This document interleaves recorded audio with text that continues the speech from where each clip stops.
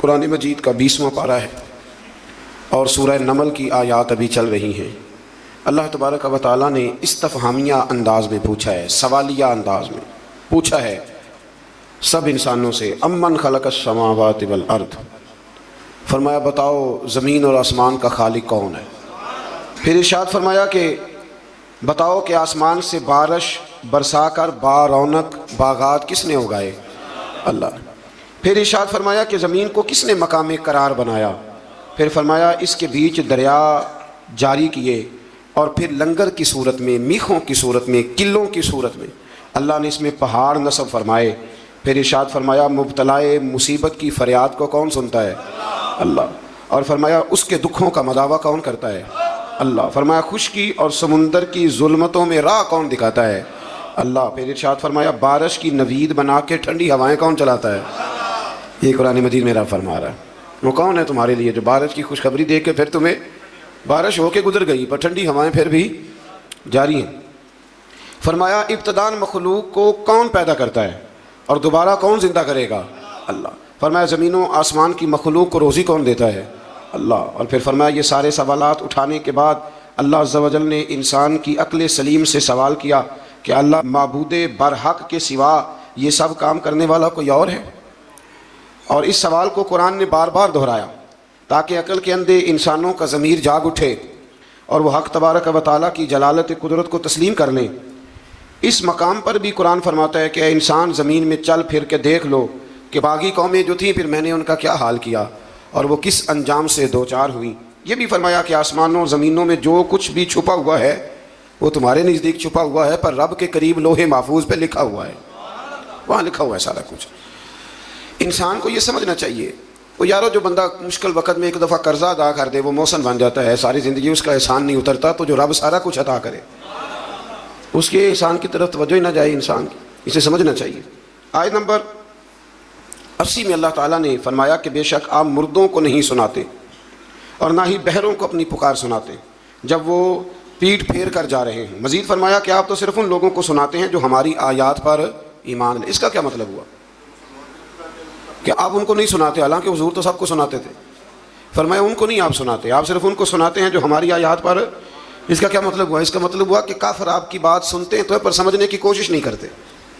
کچھ لوگ اخذ نہیں نہ کرنا چاہتے، اپنا بدلنا نہیں چاہتے، تو ان کے سامنے آپ سارا کچھ بھی رکھ دیں جب وہ تبدیلی نہیں ہونا چاہتے۔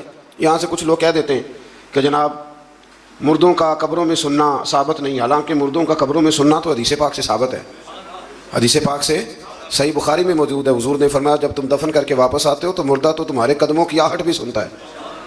تو اس سے مراد یہ نہیں کہ مردے نہیں سنتے، بلکہ مردے سنتے ہیں، اللہ تبارک و تعالیٰ کی دی ہوئی توفیق سے وہ سنتے ہیں۔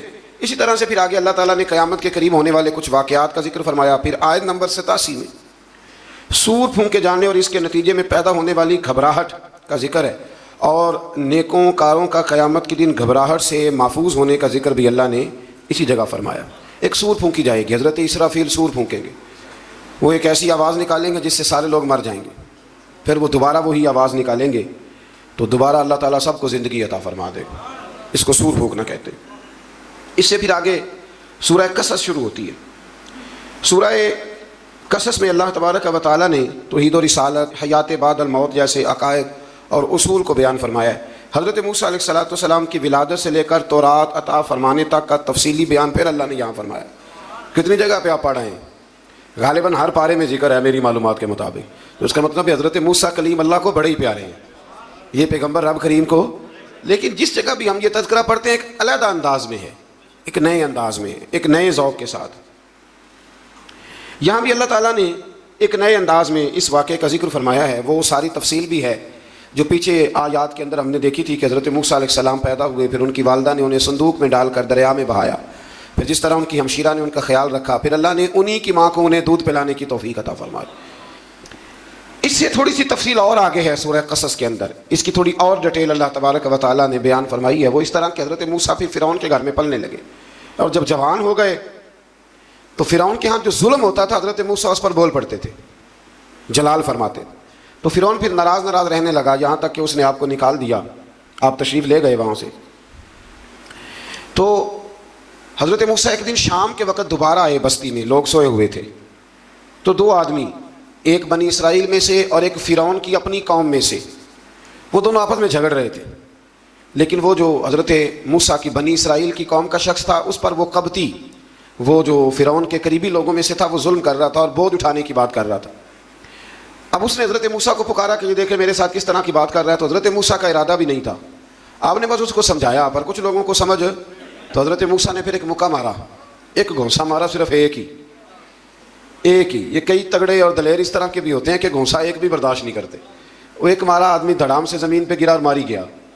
حضرت موسیٰ کا ارادہ نہیں تھا لیکن وہ مر گیا۔ حضرت موسیٰ علیہ السلام نے اس بات پر اپنے رب سے استغفار بھی فرمائی، قرآن کہتا ہے کہ انہوں نے معافی چاہی کہ اللہ میرا ارادہ نہیں تھا۔ بہرحال اگلے دن نا حضرت موسیٰ دوبارہ آئے، وہ سنا کرتے تھے نا ہم کہ بیوقوف دوست سے عقل مند دشمن بہتر ہوتا ہے، وہ کم از کم دشمنی تو عقل مندی سے کرتا ہے نا، لیکن جو بیوقوف دوست ہو بیوقوفی۔ حضرت موسیٰ دوبارہ آئے تو وہ بنی اسرائیلی اگلے دن کسی اور سے جھگڑا کر رہا تھا، پھر اس نے مدد کے لیے پکارا تو حضرت موسیٰ کہنے لگے مجھے لگتا یہ ہے کہ تیری عادت ہے، تو خود بڑا جھگڑالو ہے، تو نے روز نیا جھگڑا شروع کیا ہوتا ہے۔ حضرت موسیٰ جب اس کی طرف بڑھے نا ڈانٹنے کے لیے تو اس نے شور کرنا شروع کر دیا، کہنے لگتا ہے جس طرح آپ نے اسے کل قتل کیا تھا مجھے بھی قتل ہی کریں گے۔ یہ انسانوں کا مزاج ہے کہ آپ جب تک کسی کے طبیعت کے مطابق چلیں گے وہ راضی رہتا ہے، اور ذرا آپ اس کی طبیعت سے ہٹتے ہیں تو وہ شور کرتا ہے۔ اس نے کہا جی آپ مجھے بھی لگتا ہے ماریں گے۔ حضرت موسیٰ کلیم اللہ علیہ نبینا علیہ السلام کے بارے میں جب اس نے شور کیا تو بات پھر فرعون کے دربار تک گئی، وہ تو پہلے ہی بہانہ تلاش کر رہا تھا۔ اس نے کہا ڈھونڈو پکڑو اور معاذ اللہ شہید کریں گے۔ کسی نے آ کے خبر دی کہ آپ جہاں سے ہجرت کر جائیں، اس لیے کہ آپ کے لیے یہاں حالات درست، اور بھائی یہ چھوڑ دیا کریں بات کہ فلاں آدمی کے حق میں فلاں جگہ حالات کیسے خراب ہوئے، تو نبی کریم علیہ السلام مکہ چھوڑ کے کیوں آئے، حضرت موسیٰ علیہ السلام نے ہجرت کیوں فرمائی۔ یہ ایک ایسی عجیب بحث ہے جس کو لوگ بلا وجہ چھوڑ دیتے، بلا وجہ چھیڑ دیتے ہیں۔ اور بالخصوص ایک خاتون نے ایک دفعہ مجھے پیغام دیا تو میں بڑی اس کی بات سن کے مجھے عجیب لگا، وہ کہنے لگی کہ دوسری جگہ میری شادی ہوئی ہے، مجھے طلاق ہو گئی تھی، تو مجھے ایک تانا روز سننے کو ملتا ہے، تو اتنی اچھی ہوتی تو وہاں نہ رہ لیتی۔ تو بھئی یہ بتانے والی بات ہے، کوئی ضروری ہے کہ بیوی غلط ہوتی ہے تو طلاق ہوتی ہے؟ اللہ کے محبوب علیہ السلام کی 2 صاحبزادیوں کو ابو لہب کے 2 بیٹوں نے طلاق بھیج دی تھی، کس کی غلطی تھی؟ تو آپ کیا کہہ سکتے ہیں یہاں کیوں طلاق؟ تو اتنی جلدی بات تھوڑی کر دیں گے آپ، تھوڑی احتیاط فرمائیں بولنے میں۔ تو حضرت موسیٰ علیہ السلام وہاں سے نکلے اور آپ مدین کی طرف چلے گئے۔ مدین وہ علاقہ تھا جہاں فرعون کی حکومت کوئی نہیں تھی۔ حضرت موسیٰ جیسے ہی وہاں پہنچے تو ان کے اندر ایک جذبہ تھا، ظلم ہوتا نہیں دیکھ سکتے تھے۔ جب وہاں پہنچے تو انہوں نے دیکھا لوگ اپنے اپنے جانوروں کو گھاٹ پہ پانی پلا رہے ہیں، اور 2 خواتین ہیں وہ بالکل پیچھے کھڑی ہیں۔ تو حضرت موسیٰ کلیم آگے بڑھ کے کہنے لگے تم کیوں نہیں پانی پلاتی؟ تو وہ کہنے لگی ہمارا بھائی کوئی نہیں، باپ ہمارا بوڑھا ہے۔ اللہ اکبر۔ مجبوری یہ ہے، ہم ہیں بھی پردہ دار گھرانے کی، مجبوری ہماری یہ ہے کہ جب تک یہ سارے لوگ پانی پلا نہیں لیں گے اتنی دیر تک ہماری باری نہیں آئے گی۔ تو حضرت موسیٰ کلیم اللہ علیہ السلام فرمانے لگے اچھا یہ بات ہے تو جانور مجھے دو۔ وہ ہو یہ رہا تھا کہ چونکہ مرد پانی پلا رہے تھے تو اور جتنے بھی مرد آتے جاتے تھے وہ گھستے جاتے تھے اور عورتیں بیچاری کھڑی تھیں۔ حضرت موسیٰ جھٹ سے آگے بڑھے، پیچھے ہٹو۔ ان 2 خواتین پاک باز عورتوں کے جانوروں کو پانی پلایا اور پھر آپ دوبارہ وہیں بیٹھ گئے۔ وہ بیویاں جلدی جلدی گھر گئیں، جا کے اپنے والد سے کہنے لگی ابا جی کمال ہو گیا، اس بستی میں ایک ایسا آدمی ملا ہے جو عورتوں کی طرف دیکھتا ہے تو نیکی کرنے کے لیے آگے بڑھتا ہے، جو مجبور اور بے کس کے لیے اچھے جذبات رکھتا ہے۔ فرمایا جلدی لاؤ۔ کچھ مفسرین اور طرف بھی گئے ہیں لیکن جمہور نے لکھا ہے کہ وہ حضرت شعیب علیہ السلام تھے۔ حضرت شعیب نے گھر بلایا، اپنی ایک بیٹی کو بھیجا، فرمایا بیٹے بلا کے لاؤ۔ وہ جب گھر آئے تو آپ فرمانے لگے آپ میرے ساتھ اجرت طے کر لیں، 8 سال یا 10 سال آپ میری بکریوں کو چرائیں، میرے گھر میں رہیں۔ اور پھر فوراً ہی فرمانے لگے اگر آپ ہمارے گھر میں رہیں گے، دیکھ بھال کریں گے تو میں اپنی ایک بیٹی کا نکاح بھی آپ کے ساتھ کر دوں گا۔ تو 8 سے 10 سال حضرت موسیٰ نے وہاں قیام فرمایا۔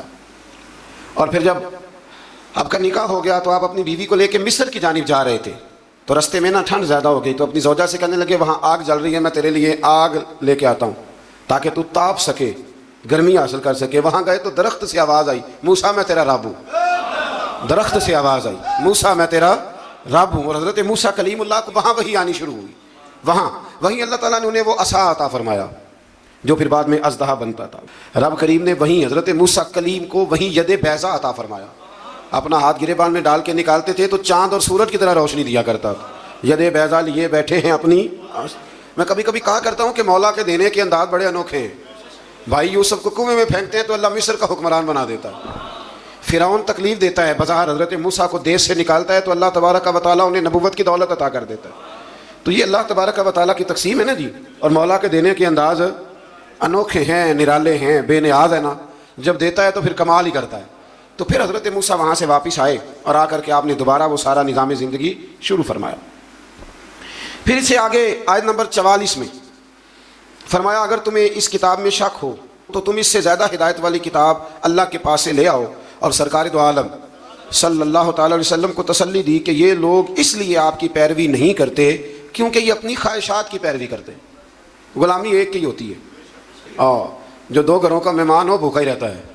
ایک کی غلامی، یا خواہشات کی غلامی کرے گا یا مصطفیٰ کریم کی غلامی کرے گا، وہ ختم ہو گئی بات۔ اگر آپ کہتے ہیں کہ میری جوانی میری مرضی سے گزرے، میری جیب میں پیسے ہیں، میں جو مرضی کروں، تو پھر مرضی کے غلام ہیں آپ، غلام ہیں پر خواہشات نفسانیہ کے۔ لیکن پیسہ جیب میں ہو، اٹھتی جوانی ہو، اللہ نے سارا کچھ دیا ہو، اور پھر بھی نظر میں حیا ہو، تو اس کا مطلب ہے کہ طاقت ہے، پر یہ غلام محمد عربی کا ہے، یہ غلام رسول کائنات کا ہے، یہ نبی کریم کا غلام ہے۔ یہ چیزیں موجود ہوں تو پھر اس کا معنی یہ ہے کہ غلامی کسی اور کی ہے۔ اب میری نگاہوں میں جچتا نہیں کوئی، اس لیے کہ جیسے میرے محبوب ہیں ایسا نہیں کوئی۔ تو اس لیے یاد رکھیں کہ اللہ فرماتا ہے محبوب یہ تیری غلامی اس لیے نہیں کرتے کہ یہ کس کی غلامی کرتے ہیں۔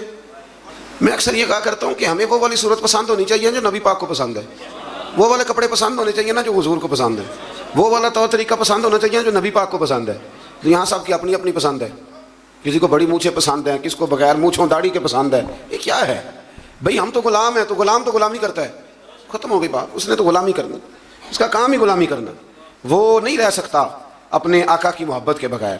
اور ویسے بھی جو غلامی کے بغیر رہے، دوست کے بغیر رہے، وہ کیا کسی درویش نے کہا تھا، کپڑے پھٹے تے لگے تروپے تے دل پھٹیا کہ نسینا، سجنا بعد محمد بخشا کی مرنا تے کی جینا۔ آپ یہ دیکھیں کہ آپ بغیر حضور کیا وقت گزار رہے ہیں، بغیر غلامی کے۔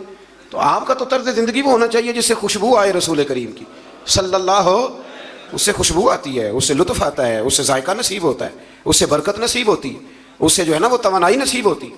کئی دفعہ بڑی خوشی ہوتی ہے مجھے، ایک صاحب، دو صاحب، چار، مجھے جب 20 میں سینکڑوں لوگ ملے، اور آہستہ آہستہ عجیب سی لذت پیدا ہوئی جب مجھ سے آ کے کوئی پوچھتا ہے نا کہ اعلیٰ حضرت فاضل بریلوی نے فلانی بات لکھی ہے، مفتی اعظم نے یہ بات کہی ہے، میرا دل بڑا راضی ہوتا ہے کہ اس کا مطلب ہے کہ ہمارے بزرگوں کا نام ہمارے ساتھ جڑا ہوا ہے۔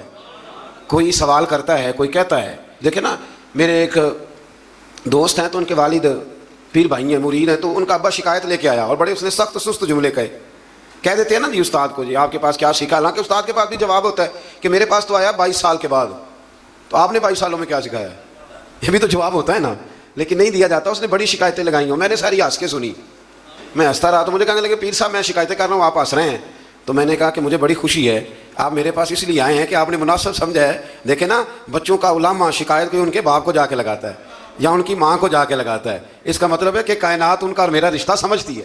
پھر بڑی جلدی لوگ کہتے ہیں میرا جی کوئی تعلق نہیں، میرے پاس تو 1.5 گھنٹہ آتا ہے۔ بھائی 1.5 گھنٹہ کیا، 10 منٹ بھی ہے، رشتہ تو رشتہ ہی ہوتا ہے، یہ کیا بات ہوئی؟ اب میں آگے جانا نہیں چاہ رہا، ورنہ مجھے مزہ آنے لگ گیا اس موضوع کا، میں آگے جانا نہیں چاہ رہا۔ ایک صحابی تھے حضور کو ہنسایا کرتے تھے، ایک دن غلطی سے شراب پی بیٹھے، آ کے پتہ چل گیا شراب پیا، حضور نے فرمایا لے جاؤ ستون کے ساتھ 80 کوڑے مارو، 70 کوڑے مارو، صحابہ کوڑے مار رہے ہیں، تو حضور بے چینی کے ساتھ ٹہل رہے ہیں۔ تو ایک صحابی نے کہا حضور اس نے تو شراب پی ہے اور اس پہ حد لگی ہے، تو آپ بے چینی سے ٹہل رہے ہیں۔ حضور فرمانے لگے غلطی ہو گئی تو کیا ہوا، اللہ سے بھی پیار کرتا ہے، اللہ کے رسول سے بھی پیار کرتا ہے۔ اب یہ کیا بات ہوئی کہ ہم اپنا کہنا ہی چھوڑ دیں؟ یہ کہ جے کر یار دے نام دا ملے مینا، انہوں چولی پا لئیے پنجے سٹیے نا، تے یہ کر یار دے نام دی ملے سولی، تے چوٹا چوٹ لئیے پیشانٹیے نا۔ یہ کیا بات ہوئی؟ کہ یہ خواہشات کی پیروی کرتے ہیں، تو محبوب ایک کی غلامی ہوگی، یا تیری کریں گے یا خواہشات کی کریں گے؟ تو اپنی ساری خواہشات ختم کر دے، ختم، غلامی نام ہی اس کا کہ اپنی کوئی خواہش نہ رہے۔ رنگے چمن پسند نہ پھولوں کی بو پسند، ہم کو ہے وہ پسند جسے آئے تو پسند۔ تو اس لیے نکل آئیں اس رستے۔ یہ بڑا سوکھا حل ہے زندگی مزے سے گزارنے، زندگی لطف کے ساتھ گزارنے کا، بڑا آسان اور بڑا پیارا اور بڑا میٹھا حل۔ اللہ سمجھنے کی توفیق عطا فرمائے۔ آیت نمبر 52 آیت نمبر 52 میں نجاشی کے دربار سے آئے ہوئے وفد کے قبول اسلام اور ابو جہل کی اس کے ساتھ بدتمیزی کا ذکر کیا گیا۔ وہاں سے نجاشی کے دربار سے کچھ لوگ آئے، جب حضرت جعفر طیار نے وہاں جا کے قرآن مجید سنایا تو رو رو کے ان کی آنکھیں تار ہو گئی۔ 7ویں سپارے میں تفصیل بیان کر آیا ہوں۔ وہاں سے کچھ لوگ کلمہ پڑھنے آئے، تو نبی پاک صلی اللہ علیہ وسلم کے سامنے آ کے جب انہوں نے کلمہ پڑھا نا، یہ بڑی قابل غور بات ہے، آپ نے اس بات کو سمجھنا ہے، اس کے کئی پہلو ہیں جو توجہ کے قابل ہیں۔ انہوں نے آ کے کلمہ پڑھا تو ابو جہل ان سے کہنے لگا کہ ہم قریب رہتے ہیں، اگر معاذ اللہ تعالیٰ کوئی چیز اچھی نظر آتی ہوتی تو ہم نہ کلمہ پڑھ لیتے، تو اتنی دور سے آ کے کلمہ پڑھ رہے ہو۔ پھر بدتمیزی کی، ان کے ساتھ برا بھلا کہا، انہیں تکلیف دی، تو وہ جاتی دفعہ پتہ کیا کہہ گئے؟ وہ کہنے لگے ہدایت تو رب دیتا ہے، ہدایت تو اللہ دیتا ہے، یہ تو اللہ دیتا ہے۔ دیکھیں نا، یہ جو دیا ہوتا ہے نا، اس کے بالکل نیچے اندھیرا ہوتا ہے۔ اب دیے جلتے نہیں تو نوجوانوں کو تو بالکل نہیں نا پتا۔ اب تو موم بتی پچھلے کچھ سالوں میں تو شارٹ ہو گئی تھی، تو اب تو میرے خیال ہے بننی بھی ذرا کام ہو گئی ہے۔ تو جو دیا ہوتا ہے نا، اس کے بالکل نیچے، کبھی غور کیا آپ نے؟ اس کے بالکل نیچے کیوں؟ اس لیے کہ نیچے والے نیچے سے نکلنا نہیں چاہتے۔ وہ اگر نیچے سے نکل کے سائڈ پہ کھڑے ہو کے روشنی کی زیارت کریں تو انہیں بھی ہدایت مل سکتی ہے، لیکن وہ کہتے ہیں جی ہم تو نیچے ہیں۔ وہ جو بیت اللہ شریف کے بالکل پاس رہتے ہیں وہ نہیں طواف زیادہ کرتے۔ بالکل ہمارے یہاں شہر کے ایک سنگی ہیں تو بالکل زمزم ہوٹل میں کلاک ٹاور میں کام کرتے ہیں۔ میں نے ان سے کہا کہ نماز کا وقت ہو گیا، میں نے کہا چلے؟ کہنے لگا جی ہم ذرا کم جاتے ہیں، آپ دور سے آئے ہیں تو آپ کو موقع زیادہ دینا چاہتے ہیں۔ تو ابو جہل نے مذاق اڑایا ان لوگوں کا، تو رب کریم نے ان آیات میں اس بات کا ذکر، اور یہ یاد رکھیں بڑی دور سے آئے تھے، بڑی دور سے، اب ایسے کر لی، بڑی دور سے آئے، اللہ اکبر، اور جھلک دیکھے بغیر گئے، پر مصطفیٰ کریم نے جھولی بھر کے عطا فرمایا۔ اور عبداللہ بن ابی سلول منافق ساری زندگی پیچھے نمازیں پڑھتا رہا، پر منافق کا منافق مر گیا۔ بارش برستی رہتی ہے لیکن زمین کا بھی تو زرخیز ہونا شرط ہے نا، تو زمین بھی زرخیز ہونی چاہیے۔ اللہ سمجھنے کی توفیق عطا فرمائے۔ پھر اس طرح اللہ تبارک و تعالیٰ نے آیت نمبر 57 سے کفار مکہ نے رسول اللہ صلی اللہ علیہ وسلم سے جو کہا کہ اگر ہم آپ کے ساتھ ہدایت کی پیروی کریں تو ہم اپنے ملک سے اچک لیے جائیں گے، لوگ تو پھر ہمیں چھوڑیں گے نہیں، اس وطن سے لوگ نکال دیں گے۔ آج بھی حکمران کہتے نہیں دنیا کے ساتھ نہیں جینا، اسلام نافذ کر دیں گے تو پھر دنیا کیا کہے گی؟ بھائی دنیا کی دیکھنی ہے کہ اللہ رسول کی دیکھنی؟ بولی انہوں نے بھی، کہنے لگے پھر تو دنیا ہمیں اچک کر لے جائے گی، یعنی موجودہ فوائد سے محروم ہو جائیں گے۔ اللہ تعالیٰ نے فرمایا کیا ہم نے ان کو اپنے حرم میں آباد نہیں کیا جو امن والا ہے؟ اس کی طرف ہمارے دیے ہوئے ہر قسم کے پھل لائے جاتے، لیکن ان میں سے اکثر لوگ نہیں جانتے۔ یعنی اسلام کی برکت سے دنیاوی نعمتیں چھن نہیں جائیں گی، بلکہ اللہ تعالیٰ اس میں اضافہ فرما دے گا۔ دین کی برکت سے اضافہ ہی ہوتا ہے۔ وہ ابو جہل اس وقت کہتا تھا کہ اگر کلمہ پڑھ لیں گے تو پھر ہمارا کیا بنے گا؟ تو آج مکے کا کیا حال ہے؟ آج مکے کا کیا حال ہے؟ دنیا کی بہت کم فصل اور سبزی وہاں ہوتی ہے، ہوتی کم ہے پر ملتی ساری ہے۔ جو کہیں سے نہیں ملتی وہ وہاں سے ملتی ہے۔ دودھ پینا ہے تو فریش، لسی پینی ہے تو ہمارے صاحب ایک حاجی صاحب تھے درویش، تو لسی بڑی پیتے تھے۔ تو حج کے لیے ہم لوگ حاضر ہوئے تو میرے کان میں کہنے لگے میں لسی تو بغیر نہیں بچتا۔ میں نے کہا چلے اللہ دینے والا ہے، تو پھر اللہ نے لسی بڑی دی، پھر وہ ہم سے ختم نہیں ہوتی تھی، بڑی پیتے تھے پر وہ ختم۔ آیت نمبر 62 میں قیامت کے دن کفار کو ندا کر کے ان کے معبودان باطلہ کے بارے استفسار کیا گیا ہے کہ کفار کا اپنے معبودوں پر الزام، معبودوں کی بیزاری اور دونوں کی بے بسی۔ فرشتوں کے اس سوال کے جواب میں خاموش رہنے کا بیان ہے کہ تم نے اپنے رسولوں کو کیا جواب دیا۔ آیت نمبر 68 میں اللہ تعالیٰ کے خالق ہونے، عالم الغیب ہونے اور معبود برحق ہونے کا بیان۔ عالم الغیب کون ہے؟ اللہ۔ اللہ کے علاوہ کوئی عالم الغیب، علم غیب ہے رسولوں کے پاس، لیکن عالم الغیب اللہ۔ یہ یاد رکھیں، لوگ دھوکہ دیتے ہیں لفظ بول کے۔ آیت نمبر 71 میں پھر اللہ تعالیٰ نے استفہامی انداز میں اپنی قدرت اور جلالت کی طرف متوجہ فرمایا کہ اگر وہ قیامت کے لیے مسلسل رات کا سلسلہ جاری رکھے تو تمہارے لیے روشنی کون لے کے آئے؟ اور اسی طرح اگر اللہ تعالیٰ مسلسل دن بنا دے تو رات کو سکون تمہیں کون دے؟ بس کیا تم سنتے نہیں، سوچتے نہیں، اور کیا تم سمجھتے یہ اللہ نے دن بھی تمہارے لیے بنایا ہے اور رات کا سکون بھی تمہارے لیے۔ پھر آیت نمبر 76 سے نا قارون کا ذکر ہے۔ قارون حضرت موسیٰ کا قریبی رشتہ دار تھا، پہلے آسمانی کتابیں جانتا تھا، سمجھتا تھا، نیک تھا، لیکن پھر اللہ نے اسے دولت عطا کر دی۔ دولت سب کے لیے اچھی نہیں ہوتی، کچھ لوگ نہیں ہضم کر پاتے۔ ایک حدیث پاک ہے، نبی کریم علیہ السلام نے فرمایا اگر اللہ کچھ لوگوں کو دولت دے دے تو وہ سرکش ہو جائے۔ ہاں کچھ لوگ ایسے ہیں جن کے پاس اگر دولت ہو تو عیاش ہو جائے، جانے وہ کیا کچھ کر ڈالے۔ ہر ایک کے لیے اچھی نہیں ہوتی۔ قارون کو دولت مل گئی، اتنا بڑا خزانہ تھا اس کے پاس کہ قرآن کہتا ہے کہ ایک جماعت مل کے صرف خزانے کی چابیاں اٹھاتی تھی۔ یعنی یہ معاذ اللہ کوئی گپ نہیں، یہ قرآن مجید نے بیان فرمایا کہ ایک جماعت مل کے صرف خزانے کی۔ تو حضرت سیدنا موسیٰ علیہ السلام نے کہا زکوٰۃ دو۔ زکوٰۃ کے معاملے میں لوگ ہیلو حجت سے کام لیتے ہیں، غریب ہو جاتے ہیں، اور کچھ ایسے ہیں جو مسائل جاننے لگ گئے ہیں تو اب انہوں نے ایک اور معاملات کرنے شروع کر دیے۔ اگر گھر کے اندر 10 تولے زیور پڑا ہے تو 5 تولے کا اماں کو مالک بنا دیا، 5 کو بیوی کو مالک بنا دیا، تاکہ 7.5 تولے کی کوئی بھی مالک نہ رہے۔ گنجائشیں نکالتے، زکوٰۃ سے بچتے، اللہ تبارک و تعالیٰ معاف کرے بہانے بازی کرتے۔ اس کو کہا زکوٰۃ دو تو کہنے لگا آپ کی تو میرے مال پہ نظر ہے۔ آپ نے فرمایا تو بڑا بیوقوف ہے، مال تو جی اللہ نے دیا ہے نا۔ تو اللہ کے رستے میں تھے، یہ کام ذرا مشکل ہے۔ جب اس کو بار بار کہا تو اس نے بجائے اس کے کہ وہ مال دیتا، اس نے حضرت موسیٰ پہ الزام لگا دیا، ایک عورت کو تیار کر کے لایا۔ یہ الزاموں والا کیس سنتے آ رہے ہیں آپ کہاں تک؟ حضرت یوسف پہ بھی لگا، جناب مریم پہ بھی، لگا، حضرت سیدنا موسیٰ کلیم پہ بھی لگا اور حضرت عیسیٰ پہ بھی، سارے ہوئے نا الزامات. آپ کیا بات کرتے ہیں؟ الزام لگانا، بہتان ترازی کرنا، اور ہمارے یہاں اچھی بات دیر سے پھیلتی ہے، بری خبر وہ جلدی پھیل جاتی. ایک عورت کو تیار کر کے لایا معاذ اللہ تعالیٰ حضرت موسیٰ پر الزام لگانے کے لیے، اور جب وہ بی بی آپ کے سامنے لا کے کھڑی کی تو حضرت موسیٰ نے جلال فرمایا، تجھے قسم ہے اللہ کی عزت کی، سچ سچ بتا معاملہ کیا ہے. تو وہ خاتون کانپنے لگی، کہنے لگی میں موسیٰ کلیم کے سامنے کیسے کھڑی ہو سکتی ہوں؟ مجھے تو اس نے پیسے دے کے تیار کیا، اس نے مجھے پیسے دے کے تیار کیا ہے، اور بڑی اس نے مجھے تکلیف دی ہے، پیسے دے کے اس نے تیار کیا. یہ جب کہا تو حضرت موسیٰ علیہ السلام رونے لگے کہ تو سارا کچھ کرتا پر میری سفید چادر پہ داغ تو نہ لگانے کی کوشش کر. آپ رونے لگے. آپ یقین کریں لوگ تکلیف دیتے ہیں، بازو کا ایسی بات کرتے ہیں جس کا کوئی وجود نہیں ہوتا، اور آپ کو نہ کردہ گناہ کی سوال کا جواب دینا پڑ جائے کتنی مشکل ہوتی ہے. یعنی جو کام آپ نے کیا نہیں، اگر اس کام سے سوال پوچھا جائے تو کتنا مشکل اور کٹھن مرحلہ ہوتا ہے. تو یہ کچھ لوگ کر دیتے ہیں لیکن وہ سمجھتے نہیں، کہتے ہیں آپ حوصلہ کریں، آپ درویش ہیں. حضرت موسیٰ سے بڑا درویش کون ہوگا؟ کلیم تھے نا اللہ کے، بڑا جگرا ہے نا. لیکن رو پڑے، کہنے لگے تجھے ایسا نہیں کرنا چاہیے. کہنے لگے اللہ اب اسے سزا دے. تو رب کریم نے اس کے سارے ساز و سامان سمیت اسے زمین میں دھنسا دیا، وہ زمین میں غرق ہو گیا اپنے خزانے سمیت. امام اعظم ابو حنیفہ رحمۃ اللہ تعالیٰ علیہ کچھ لوگ حسد کرنے لگے تو ایک عورت ایک دفعہ آ گئی، کہنے لگی کوئی مسئلہ پوچھنا ہے. یہ بڑا کٹھن سا معاملہ ہوتا ہے، جو آدمی جو کام کر رہا ہوتا ہے وہی روپ دھار لیتے. مسئلہ پوچھنے اندر آئی تو باہر سے شور ہو گیا، لوگ آ گئے، کوتوال کو بلا لیا، معاذ اللہ امام صاحب کے پاس بی بی ہے، جیل میں لے گئے، سویرے فیصلہ کریں گے. رات کو ساری رات امام اعظم نے نماز پڑھی، ساری رات، اور کہنے لگے اللہ اب تو میں بوڑھا ہو گیا، اس حال میں اب ان سوالوں کا جواب دوں گا. وہ عورت بھی ساتھ بند تھی، اس عمر میں ان سوالوں کے جواب یار بڑا مشکل ہوتا ہے. اللہ اکبر. اس عمر میں امام صاحب رو رہے تھے تو اس عورت کا دل نرم ہو گیا. امام صاحب سے کہنے لگی مجھے غلطی ہو گئی، میں نے پیسے کسی سے پکڑ لیے تھے، حضور آپ تو اللہ کے نیک بندے. امام صاحب کہنے لگے اب ایک نیکی کر، کوتوال سے کہہ کہ مجھے کوئی تکلیف ہے تو میں دوا کھا کے واپس آ جاؤں گی.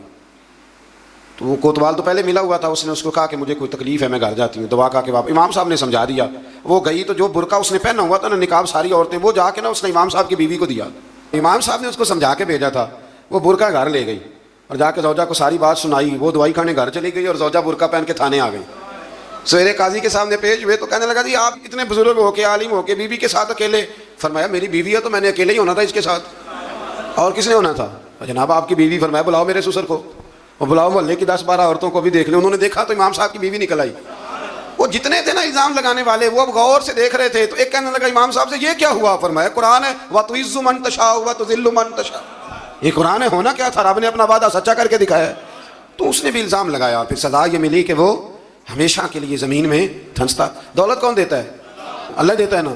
تو اگر اللہ کہے تھوڑی سی واپس بھی کرو، بندیاں دے خرچے بد جاندے نے، تھوڑی سی واپس مانگ لے تو ہاتھ تنگ ہو جاتا ہے. بھائی لیتے وقت تو تنگ نہیں ہوتا، کبھی کسی نے کہا نہیں چاہیے، ہاتھ بڑا کھلا ہے، کشادہ ہے، واپس کرنے کی بات آتی ہے تو تنگ دستی یا تو بڑی مجبوری ہے جی. مالاں والے سخی نہیں ہوندے تے سخیاں کول مال نہیں ہوندا، ایتھے اوتھے دوویں جہان نہیں، سخی کنگال نہیں ہوندا. پھر اللہ تبارک و تعالیٰ نے آیت نمبر 83 میں فرمایا کہ یہ آخرت کا گھر ہم نے ان کے لیے مقدر کرتے ہیں جو زمین میں نہ تو تکبر کرتے ہیں نہ فساد کرتے ہیں. اچھا انجام صرف پرہیزگاروں کے لیے ہوتا ہے. اگلی آیت کا مفہوم یہ ہے کہ ہر ایک اپنے اچھے یا برے اعمال کی جزا یا سزا پائے گا. اس کے آگے پھر سورہ عنکبوت شروع ہوتی ہے. اس صورت میں اللہ تبارک و تعالیٰ نے بہت سارے توحید کے دلائل بھی بیان فرمائے اور بھی کئی اہم چیزوں کی طرف توجہ اپنے بندوں کی دلائی ہے. آیت نمبر 8 میں اللہ تعالیٰ نے حکم فرمایا کہ اپنے ماں باپ کے ساتھ نیک سلوک کرو، لیکن یہاں مضمون ذرا الگ کر دیا. اللہ تعالیٰ نے مضمون ذرا الگ کر دیا. اپنے ماں باپ کے ساتھ نیک سلوک کرو اور ان کی اطاعت کی حدود بھی مقرر کر دی. فرمایا اگر وہ تمہیں شرک پر مائل کرنا چاہیں تو گناہ کے کاموں میں ماں باپ کی اطاعت واجب نہیں ہے. اماں کہے داڑھی منڈوا دو تو بات ماننی ناجائز ہے. ہاں ابا کہہ دے نماز نہ پڑھو تو یہ بات ماننی جائز نہیں ہے، یہ غلط ہے. اللہ نے یہاں حد بندی کر دی کہ تم نے حدود شریعت کے اندر ماں باپ کی فرما برداری کرنی. حدود شریعت کے اندر اگر ماں باپ غیر شرعی حکم دیں گے، یہ انوکھا مضمون، اور یہ بیان میرے اللہ نے فرمایا، حد بندی کر دی. اگر وہ ناجائز حکم دیں گے تو وہ تسلیم. حضرت سعد بن نبی وقاص فرمایا کرتے تھے آیت میرے بارے میں آئی ہے. فرمانے لگے میں نے کلمہ پڑھا تو میری اماں نے بھوک ہڑتال کر دی. کہنے لگی جب تک تو کلمہ نہیں چھوڑے گا میں روٹی نہیں کھاؤں گی. اور پھر وہ کہنے لگی کہ میں مر جاؤں گی اور پھر زارا زمانہ تجھے کہے گا وہ جا رہا ہے ماں کا قاتل، وہ جا رہا ہے ماں کا قاتل، وہ جا رہا ہے ماں کا قاتل، بار بار پھر لوگ تجھے یہی کہیں گے، تو میں نے اس دن روٹی کھانی ہے جس دن تو کلمہ چھوڑ دے گا۔ تو حضرت سعد بن ابی وقاص کہتے ہیں میں ایک دن اپنی اماں کے سامنے کھڑا ہو گیا، میں نے کہا اماں میں نے تیری ساری زندگی خدمت کی، کوئی نافرمانی تو نہیں کی؟ کہا نہیں۔ تو کہا اماں تو یہ بھی جانتی ہے کہ میں جو فیصلہ کرتا ہوں اٹل ہی کرتا ہوں؟ کہا ہاں۔ فرمایا اماں پھر سن لے، تیری ایک جان ہے نا، اگر 1000 بھی ہو اور ایک ایک کر کے سارے نکل جائے تو پھر بھی میں محمد عربی کا کلمہ کوئی نہیں چھوڑوں، کلمہ نہیں چھوٹتا۔ ماں چھوٹ جائے گی پر کلمہ وہ نہیں چھوٹتا، وہ بات ہو چکی ہے، وہ معاملہ طے ہو گیا۔ لہٰذا تو کھانا کھانا ہے تو کھا، نہیں کھانا تو نہ کھا۔ کہتے میں گھر سے باہر چلا گیا، یہ بات کر کے واپس آیا تو ہماری روٹی کھا رہی تھی۔ تو محلے کی بیویاں کہنے لگی اب تجھے کیا ہوا؟ کہنے لگی میرا بچہ باتوں کا بڑا پکا ہے، مجھے پتہ ہے جو کہہ رہا ہے بالکل ٹھیک کہہ رہا ہے۔ یہ جو بچے کہتے ہیں نا میری اماں نہیں مانتی، مجھے ویسے ان بچوں پہ بھی شک ہے، بچے ناراض نہ ہو جائیں، ان کی اماں صرف ان باتوں پہ نہیں مانتی جن میں ان کا اپنا فائدہ ہوتا ہے۔ ایک سے میں نے کہا داڑھی شریف رکھ لو، کہنے لگا اماں کہتی ہے ابھی تیری عمر نہیں۔ میں کہا جا اماں کو لکھا کے لیا داڑھی دی کیڑی عمر ہوں دی، کہ لکھ کے دے کس عمر میں رکھنی چاہیے، جب آ جائے تو پھر منانی نہیں چاہیے، اس پہ استقامت اختیار کریں، اللہ توفیق عطا فرمائے۔ پھر اللہ تبارک و تعالیٰ نے اس سے آگے بڑھ کے پھر اسی طریقے سے دوبارہ حضرت ابراہیم علیہ السلام کی قوم کا ذکر کیا ہے۔ پھر آیت نمبر 26 میں لوط، اسحاق اور یعقوب علیہ السلام کا ذکر ہے کہ کس طرح کر کے وہ لوگ غیر فطری طریقے سے اپنی خواہشات کو پوری کرتے تھے۔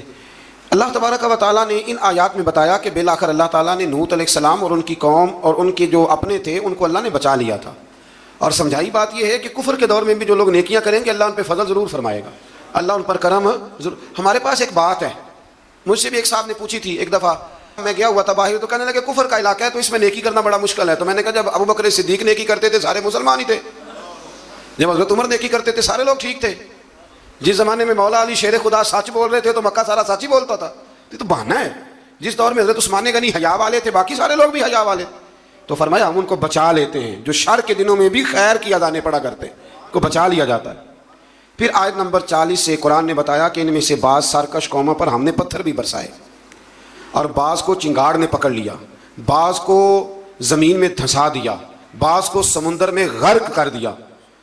اللہ ان پر ظلم کرنے والا نہ تھا بلکہ یہ خود ہی اپنی جانوں پر ظلم کرنے والے تھے۔ پھر آخر میں اللہ تعالیٰ نے اہل کتاب سے بحث و مباحثہ اور مجادلے کے آداب اور اسلوب تبلیغ بتائی ہے کہ بڑی شائستہ سی شستہ سی گفتگو کرنی، صاف ستھرے لفظوں میں آپ نے کسی سے بات کرنی ہے، آپ کا لب و لہجہ گھائل کرنے والا نہ ہو، مائل کرنے والا ہو، اچھے انداز میں دین کا پیغام دیں، اچھے انداز۔ جب ہم کسی کو اپنے حق میں دلائل دیتے ہیں تو بڑے اچھے دیتے ہیں، اور جب اللہ رسول کے حق میں دے تو پھر بھی دلائل اچھے کر کے دے۔ اللہ تبارک و تعالیٰ سمجھنے کی توفیق عطا فرمائے۔